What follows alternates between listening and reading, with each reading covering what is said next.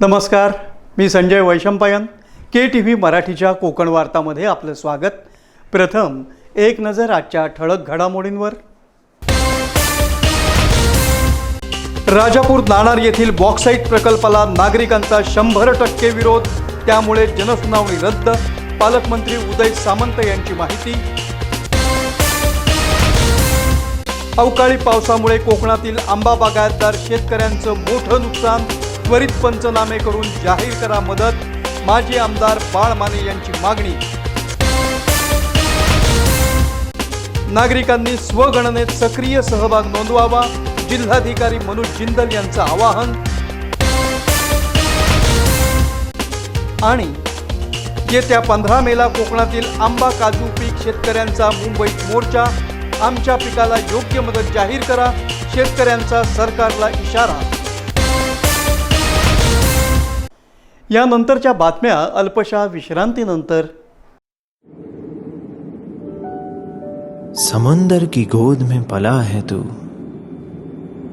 अंगड़ाई लेते ही लहरें शुरू. आज यौवन की मस्ती छोड़, ले चलता हूं तुझे एक नए मोड़. आजा तुझे माँ पुकारे अब, छेड़ देते हैं बीच से कुछ शरारत हंसी. गले लगा ले उसे ए फकीर, इंतजार कर रहा है तेरा तो. चल दे देते हैं उसे फसल की खूबसूरती तो. आजा तुझे माँ पुकारे अब, मीलों आगे चलना है हमें. सिर्फ फसल नहीं, तेरे स्पर्श की चाह में बैठे हैं शहरों में भी कहीं. उनके मुख पे भी लानी है मुस्कान, उन्हें भी देनी है एक नई पहचान. आजा तुझे माँ पुकारे अब. फिनोलेक्स पाइप्स पहुंचाए पानी को अपनी मां के पास. आणि आता पाहूया बातम्या विस्तारानं. राजापूर नाणार बॉक्साईट प्रकल्पाला स्थानिक ग्रामस्थांचा तीव्र विरोध वाढत आहे. या प्रकल्पाविरोधात खातेदारांनी जिल्हाधिकाऱ्यांकडे लेखी निवेदन सादर केलेलं आहे. याच पार्श्वभूमीवर प्रस्तावित जनसुनावणी रद्द करण्याचा निर्णय घेण्यात आला असल्याची माहिती पालकमंत्री उदय सामंत यांनी पत्रकार परिषदेत दिली. आज रत्नागिरीमध्ये 3 महत्त्वाच्या विषयांवर जिल्हाधिकारी कार्यालयामध्ये बैठक संपन्न झाली. यातली पहिली बैठक ही नाणारमध्ये जो बॉक्साईट प्रकल्प त्याची सुनावणी 20 आणि 28 तारखेला होती, त्या संदर्भातली एक बैठक होती.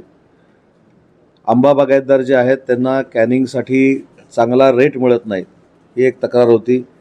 त्या आंबा बागायतदारांची एक बैठक होती.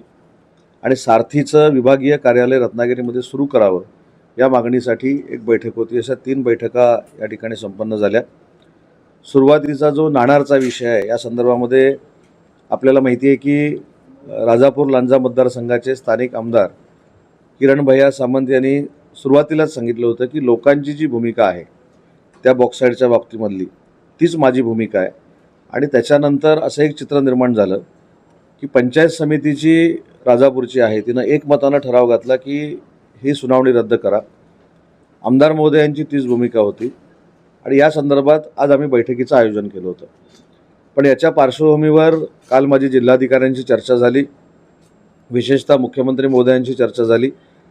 आज 100% तिथल्या खातेदारांनी, एक 2-4 किरकोळ सोडले तर सगळ्या खातेदारांनी विरोधाची पत्र ही कलेक्टर महोदयांना दिलेली आहे. आणि या पार्श्वभूमीवर 28 आणि 20ची जी जनसुनावणी होती ती रद्द करण्याचा निर्णय हा प्रशासनाने घेतलेला आहे. आणि तो निर्णय घेत असताना राजापूर लांजा मतदारसंघाचे आमदार देखील उपस्थित होते, तिथले सगळे शेतकरी देखील उपस्थित होते.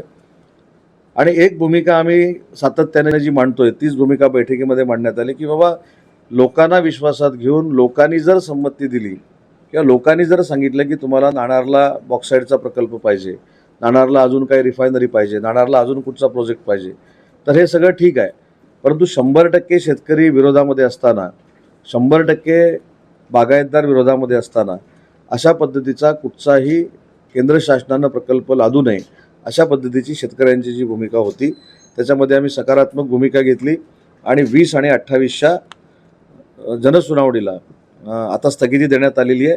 पावसाळ्यानंतर लोकांशी चर्चा करून मुख्यमंत्री महोदयांशी चर्चा करून या संदर्भातले 100% विरोध जो आहे तो सांगून या सगळ्या गोष्टी पुढे केल्या जातील. परंतु तुर्तास 20 आणि 28 तारखेची जनसुनावणी ही रद्द करण्यात आलेली आहे. आंबा बागायतदारांकडून आंबा कॅनिंगच्या दरवाढीबाबत सातत्यानं तक्रारी येत होत्या. या संदर्भात संबंधित कंपन्यांशी चर्चा करण्यात आली असून त्यांनी दरवाढ मान्य केली आहे. त्यामुळे आता आंबा बागायतदारांना प्रति किलो 50 रुपये दर मिळणार असल्याची माहिती पालकमंत्री उदय सामंत यांनी दिली. आंबा बागायतदारांच्या बाबतीमध्ये काल मला एक निवेदन आलं आणि आंबा बागायतदारांमध्ये गैरसमज होता की सोशल मीडियावर किंवा प्रिंट मीडियामधनं अशी एक बातमी येत होती की 5 रुपयानं रेट वाढला आंब्याचा. तर आंबा बागायतदार मला येऊन विचारायला लागले की हा आंब्याचा रेट आपण कधी वाढवला. तर म्हटलं मी वाढवलेला नाही, तो काही ज्या सोशल मीडियातनं बातम्या आल्यात त्यांच्याकडे तुम्ही जा. परंतु 1 रुपया वाढवण्याचा निर्णय काही झालेला नव्हता. हे ज्यावेळी आंबा उत्पादकांनी माझ्या निदर्शनास आणलं त्यावेळी आज मी एक्झॉटिक, देसाई कॅनिंग आणि आंबा बागायतदार यांच्या सगळ्यांची चर्चा केली आणि जो काल 32 रुपये किलोमागे भाव होता तो एक्झॉटिकनं आज 50 रुपये करण्याचा निर्णय हा त्यांच्या कंपनीच्याद्वारे घेतलेला आहे. त्याच्यामध्ये त्यांनी जर काय पाठीपुढे केलं तर तसे मिनिट्स देखील आम्ही तयार केले. जिल्हाधिकारी त्या बैठकीला उपस्थित होते. याचबरोबर सारथीचं विभागीय कार्यालय रत्नागिरी इथं लवकरच सुरू करण्याचा निर्णय घेण्यात आल्याचंही त्यांनी सांगितलं. सारथी संस्थेशी संबंधित विद्यार्थ्यांना ऑनलाईन प्रशिक्षण उपलब्ध करून देण्याच्या सूचना संबंधित अधिकाऱ्यांना देण्यात आल्याची माहितीही त्यांनी यावेळी दिली. आणि तिसरा महत्त्वाचा मुद्दा आहे की सारथीचं विभागीय कार्यालय हे रत्नागिरीमध्ये सुरू करण्यासाठी आम्ही तिथले जे MD आहेत महेश पाटील यांना सूचना केलेल्या आहेत आणि त्यांनी स्वतः सांगितले की हा प्रस्ताव आम्ही शासनाकडे सकारात्मक घेऊन जाऊ आणि सारथीच्या माध्यमातून ज्या मुलांना बेनिफिट्स मिळतात ते कार्यालय आम्ही रत्नागिरीमध्ये सुरू करू अशा पद्धतीची ग्वाही त्यांनी मला दिली. आणि त्याच्या पुढे जाऊन सारथीशी निगडीत असलेले जे विद्यार्थी आहेत त्यांना ऑनलाईन प्रशिक्षण सुरू करण्याच्या संदर्भातले देखील मी सूचना केलेल्या आहेत आणि त्याच्यामध्ये देखील आम्हाला यश येईल. अशा पद्धतीच्या 3 महत्त्वाच्या बैठका या ठिकाणी झाल्या. जिल्हाधिकारी कार्यालयात आढावा बैठक घेतल्यानंतर आयोजित केलेल्या पत्रकार परिषदेमध्ये ते बोलत होते. यावेळी विविध प्रशासकीय विषयांवर चर्चा करण्यात आली. रत्नागिरी नगरपालिकेच्या इमारतीची काल पुन्हा एकदा मी पाहणी केली. 2 दिवस जो पाऊस पडला त्याच्यामुळं काम विस्कळीत झालेलं आहे. जे आम्ही 4-5 दिवसामध्ये लोकार्पण करणार होतो ते 7-8 दिवस पुढे गेलं आहे, 8 दिवस पुढे गेलं आहे. पण एक कॉर्पोरेट बिल्डिंग महाराष्ट्राच्या पूर्ण नगरपालिकांमधली ब वर्ग ही पहिली इमारत आम्ही बांधायला पूर्ण केलेली आहे. दुसरा आज बैठकीमध्ये निर्णय करण्यात आला की जिथं आपण आता बसलेलो आहोत आणि याच्या समोरची जी इमारत आहे ह्या दोन्ही इमारत अजून डिसेंबर किंवा जानेवारीला रिक्त होणार आहेत. मग आज आम्ही धोरणात्मक निर्णय असा घेतला आहे की जी विविध कार्यालय भाड्यानं जिल्ह्यामध्ये कुठेतरी असतील तर त्यांना जिल्ह्याच्या ठिकाणी एकत्र आणायचं. समोरची जी बिल्डिंग आहे या बिल्डिंगमध्ये अतिशय चांगल्या पद्धतीनं सेतू हा जो एक प्रकार आता आपण तिकडे केलेला आहे जिथे फार मोठी गर्दी होते, बसायला देखील कुठं खुर्च्या मिळत नाहीत, कंजेस्टेड एरियामध्ये आहे. तर जुन्या इमारतीमध्ये सेतू चांगल्या पद्धतीनं करण्याचा देखील आपण निर्णय घेतला आहे. त्याच्यामुळे सगळी जिल्ह्याची कार्यालय एका ठिकाणी असावी यासाठी जी आपण ॲडमिनिस्ट्रेटिव्ह बिल्डिंग उभी केली त्याचं काम देखील डिसेंबरपर्यंत संपेल आणि ते देखील लोकांच्या सेवेला उपलब्ध राहील अशा पद्धतीचे निर्णय आज आम्ही घेतलेले आहेत. कोकणातील आंबा शेतकरी आणि मच्छीमारांच्या विविध प्रलंबित प्रश्नांवर सरकारनं तातडीनं निर्णय घ्यावा, अन्यथा येत्या 15 मे रोजी मुंबई येथील मुख्यमंत्री निवासस्थान वर्षा यावर धडक मोर्चा काढण्यात येईल असा इशारा माजी आमदार बाळ माने यांनी सरकारला दिला आहे. कोकणातील हा आंबा उत्पादक आणि काजू उत्पादक आणि मच्छीमार गेले 2-2.5 महिने अत्यंत अडचणीमध्ये आहे. सरकारकडे तो मदतीची अपेक्षा करतोय पण सरकार त्याच्या जखमेवरती मीठ सोडते. 220 रुपये फक्त आंब्याला नुकसान भरपाई जाहीर केलेली आहे आणि त्याला जास्तीत जास्त 200 कलमापर्यंत, म्हणजे याचा अर्थ ही सरकार चेष्टा करते कोकणातल्या आंबा उत्पादक शेतकऱ्याची. काजू उत्पादक शेतकऱ्याला तर काहीच दिलेलं नाही. मच्छीमार बिचारा आज अडचणीत आहे, त्यालाही काही दिलेलं नाही. त्याला जे सवलतीच्या दरानं मिळणारं डिझेल जे 70 रुपयाचं होतं ते आज 140 रुपये लिटर असं झालं आणि त्यामुळं आई जेऊ घाली आणि बाप भीक मागून याची परिस्थिती आज सगळ्या कोकणातल्या मच्छीमार असेल, आंबा उत्पादक, काजू उत्पादक जे असतील, खरं तर संपूर्ण हे जे कोकण आहे याच्यामध्ये निसर्गानं आपल्याला भरभरून दिलेलं आहे. जवळजवळ 1.5 कोटी आंबा झाडाची लागवड गेल्या 50-50 वर्षामध्ये झालेली आहे. त्याचबरोबर काजूची जवळ 3 कोटी झाडांची लागवड ह्या गेल्या 90 सालापासून त्यापूर्वी झालेली आहे. म्हणजे एका अर्थानं जवळजवळ 4 ते 5 लाख कोटी रुपयाची संपत्ती जमिनीसह आणि कलमांच्या बागायतीसह आणि त्याचबरोबर समुद्रातले आमचे मच्छीमार बांधव आहेत यांची आहे. आणि हा एक मोठा कृषी उद्योग आहे. तरी पण सरकार त्याच्याकडे दुर्लक्ष करते. मोर्चे, आंदोलनाली राजू शेट्टी साहेबांनी सुद्धा याचं नेतृत्व केलं. आदरणीय उद्धवजी ठाकरे साहेब, आदरणीय राज ठाकरे साहेब यांनी याला पाठिंबा दिला आहे. आणि त्यामुळे आता हा शेतकऱ्यांचा एल्गार आम्ही करतोय, अंतिम इशारा देतोय. 15 मेला चलो मुंबईचा नारा आम्ही सगळ्यांना दिलेला आहे. तेव्हा 15 मेला आपल्याला 4 वाजता चौपाटीवर गिरगावच्या जमायचं आहे आणि तिथून वर्षा मुख्यमंत्र्यांच्या बंगल्यावरती कूच करायचं आहे. कोणत्याही परिस्थितीमध्ये शेतकऱ्याच्या आंब्याच्या झाडाला 5,000 रुपये नुकसान भरपाई, काजूच्या झाडाला 3,000 रुपये नुकसान भरपाई आणि मच्छीमार बांधवांना डिझेल सवलतीच्या दरानं हे मिळाल्याशिवाय आम्ही वर्षा बंगला सोडणार नाही, अशा प्रकारचा इशारा आम्ही सरकारला या निमित्तानं देतो. कोकणातील आंबा बागायतदार अवकाळी पाऊस, बाजारभावातील घसरण आणि उत्पादन खर्च वाढल्यामुळे पूर्णपणे आर्थिक संकटात सापडला असल्याचं त्यांनी सांगितलं. शासनानं जाहीर केलेली मदत अत्यंत अपुरी असून ती शेतकऱ्यांच्या जखमेवर मीठ चोळण्यासारखी असल्याची टीका यावेळी करण्यात आली. यावेळी शेतकरी तसंच कृषी उत्पन्न बाजार समितीचे संचालक हेमंत माने यांनीही शासनाच्या मदतीवर नाराजी व्यक्त केली. आंबा उत्पादक शेतकरी पूर्णपणे खचला आहे. शासनानं जाहीर केलेली मदत तुटपुंजी असून शेतकऱ्यांना दिलासा देणारी नाही, अशी प्रतिक्रिया त्यांनी दिली. आम्ही पिढीजात आंबा बागायतदार, शेतकरी आणि व्यापारी असं काम करतोय. या ठिकाणी माझ्या अनुभवानुसार आत्ता काही वर्षात या फवारणीवर आंबा पीक संरक्षण फवारणीवरचा खर्च खूपच वाढलेला आहे. जंतुनाशक औषधांच्या किमती खूप वाढल्या आहेत. तसंच जे मजूर वापरले जातात, यासाठी ह्या मजुरांवर चालणारा व्यवसाय आहे. मजूर वापरले जातात, ते मजूर मिळणे दुर्मिळ होत चाललं आहे. मजुरांची मजुरीसुद्धा खूप वाढले. त्या मानानं आंबा उत्पादनाला विक्री करता म्हणून कुठल्याही मार्केटमध्ये हमी भाव किंवा निश्चित भाव नाही. सुरुवातीचे काही दिवस, उदाहरणार्थ मार्च महिन्यात बऱ्यापैकी दर मिळतात आणि नंतर ते धडाधड दर कोसळतात किंवा कोसळवले जातात. सांघिकरित्या एक संघटन करून दलाल वर्ग, व्यापारी वर्ग ही कामं करतो. आणि त्याच दरम्याने रत्नागिरीहूनच नेऊन लावलेल्या कर्नाटकची सीमा, म्हणजेच उदाहरणार्थ धारवाड वगैरे या भागात आंबा तयार होतो. तो आंबा दिसायला रत्नागिरीच्या हापूससारखा असतो. सरकारने दिलेल्या या मदतीबद्दल काय सांगाल? सरकारने जी काही आता मदत जाहीर केले असं म्हणतात, ती प्रति आंबा कलमाला सुमारे 200 रुपये इतकी आहे. ती अगदीच तुटपुंजी आहे. अशा प्रसंगी त्याचे पंचनामे करून सरकारने प्रति आंबा झाड, प्रति आंबा कलम किमान 5,000 रुपये तरी नुकसान भरपाई दिली पाहिजे. आणि हे करणे सरकारला फार मोठं काय अवघड असं मला वाटत नाही, कारण इतक्या वर्षात आंब्याच्या निर्यातीतून भारत देशाला परकीय चलन खूपच चांगल्या प्रकारे मिळालेलं आहे आणि मिळतसुद्धा राहणार आहे. त्याच्यामुळे त्यातला काही टक्के एखाद्या वर्षी सरकारने जर शेतकऱ्यांना दिला तर शेतकऱ्यांचा दुवाच या सरकारला मिळेल असं मला वाटतं. सरकारनं तातडीनं आंबा बागायतदारांना आर्थिक मदत, हमीभाव आणि मच्छीमारांच्या प्रश्नांवर ठोस निर्णय घ्यावा, अन्यथा आंदोलन अधिक तीव्र करण्यात येईल, असा इशाराही आंदोलकांनी दिला आहे. जनगणना हा देशाच्या आणि जिल्ह्याच्या भविष्यातील नियोजनाचा पाया आहे. या महत्त्वाच्या राष्ट्रीय उपक्रमात जिल्ह्यातील सर्व नागरिकांनी 15 मेपर्यंत स्वगणना करून सक्रिय सहभाग नोंदवावा.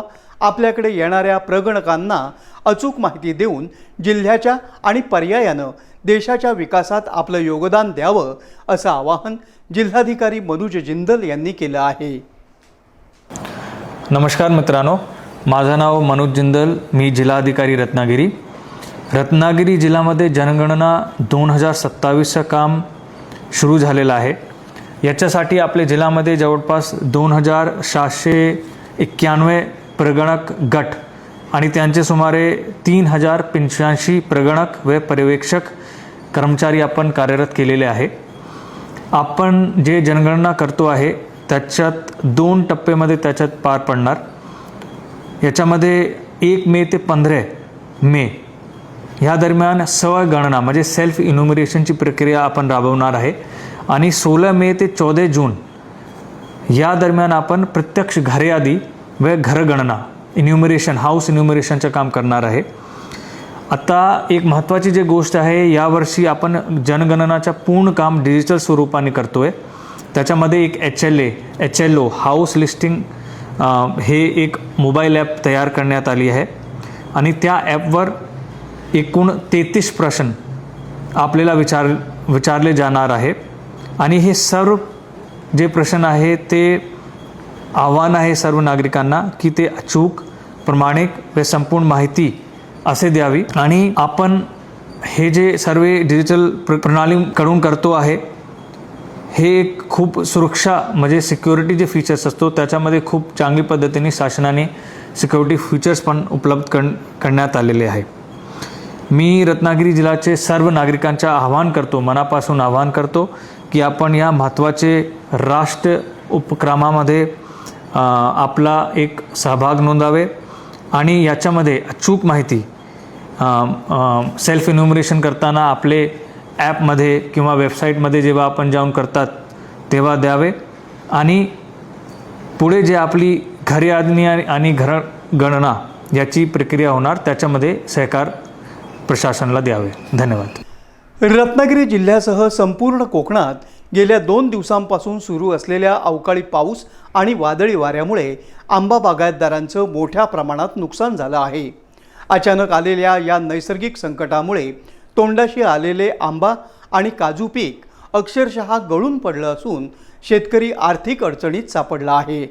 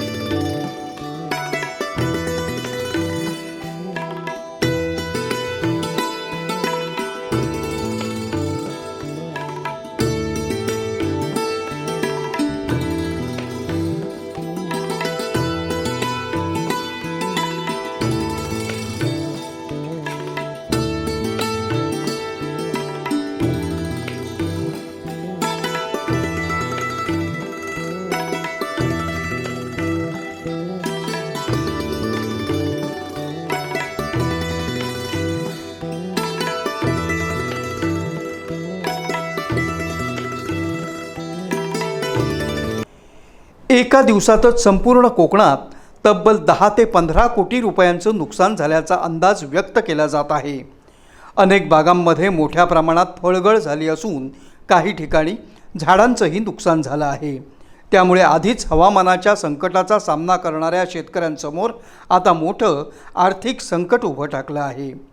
यावर्षी साधारणतः 15% उत्पन्न होतं. त्यापैकी आता आम्ही जवळजवळ 15%पैकी 50% उत्पन्न आमचं काढणी झाली होती आणि साधारण आपल्या 4 दिवसांनी आता आम्ही आंबा काढणार होतो. तर काल झाल्या त्यामुळे काढणार होतो, परंतु काल झालेल्या वादळामुळे जो काढणार होतो आंबा तो पूर्णपणे उद्ध्वस्त झालेला आहे.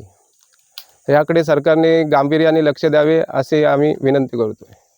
आता आम्ही जवळजवळ 100-125 झाडांमध्येच फिरलो आहे. आमची झाडं जवळजवळ 500-550 झाडं आहे आणि 500-550 झाडांमध्ये जवळजवळ अंदाजे मला वाटतं 50 ते 70 क्रेट तरी नुकसान झालेलं असणार आहे अगदीच. याबाबत प्रतिक्रिया देताना माजी आमदार बाळ माने यांनी शासनानं तात्काळ आंबा आणि काजू नुकसानीचे पंचनामे करून शेतकऱ्यांना आर्थिक दिलासा द्यावा अशी मागणी केली आहे. तसंच प्रशासनानं त्वरित मदत जाहीर करून कोकणातील बागायतदारांना आधार देण्याची गरज असल्याचंही त्यांनी सांगितलं. काल रत्नागिरी तालुक्याच्या किनारपट्टीवरती संध्याकाळी 4 ते 5 या दरम्यान प्रचंड मोठा वादळी वारा आल्यामुळं आंबा पिकाचं जे 10-12% पीक होतं ते सुद्धा काल पडून गेलेलं आहे आणि अशा प्रकारे शेतकऱ्याचं खूप नुकसान झालं आहे. साधारणपणे मला वाटतं कालच्या एका दिवसात किमान साधारणपणे 200 ते 300 टन आंबा हा या वादळामुळे एका रत्नागिरी तालुक्यामध्ये पडलेल्याचा सरासरी माझा अंदाज आहे कदाचित तो 500 ते 1000 टन पण आंबा पडलेला असेल. साधारणपणे 100 रुपये किलोची जरी आपण त्या आंब्याची किंमत जरी धरली सरासरीनं तरीसुद्धा फार मोठ्या प्रमाणात ह्या वादळामुळं कालच्या 5 ते 10 कोटी रुपयाचं एका दिवसाला नुकसान शेतकऱ्यांचं झालं आहे.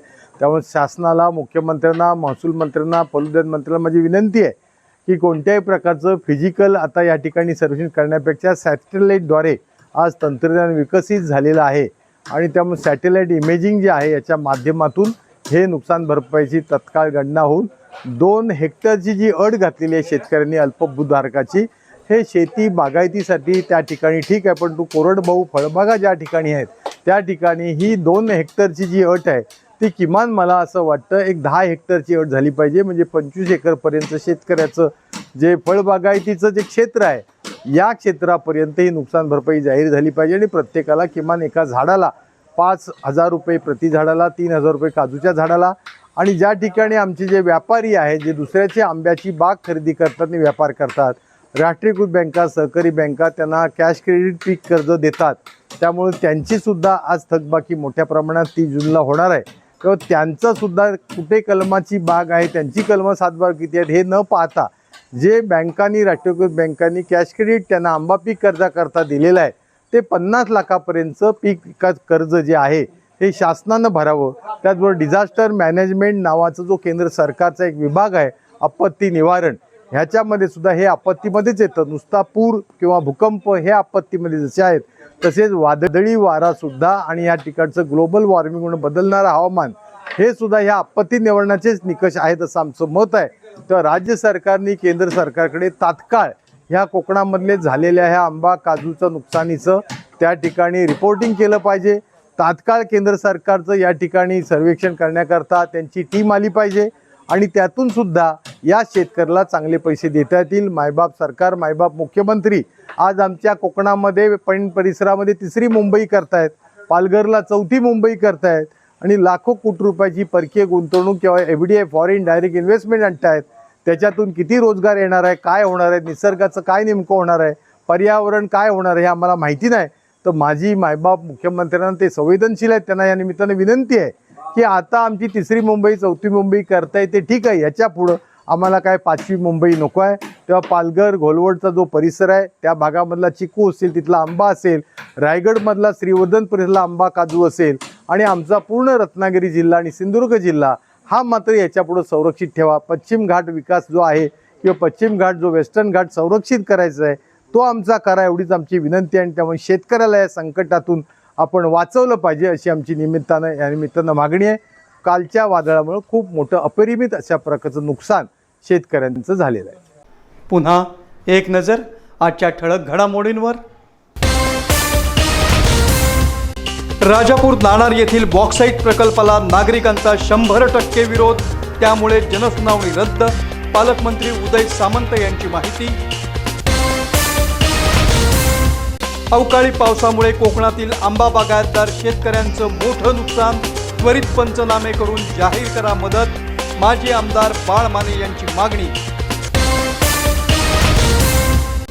नागरिकांनी स्वगणनेत सक्रिय सहभाग नोंदवावा, जिल्हाधिकारी मनोज जिंदल यांचं आवाहन. आणि येत्या 15 मेला कोकणातील आंबा काजू पीक शेतकऱ्यांचा मुंबईत मोर्चा. आमच्या पिकाला योग्य मदत जाहीर करा, शेतकऱ्यांचा सरकारला इशारा. याबरोबरच आजचं हे बातमीपत्र संपलं.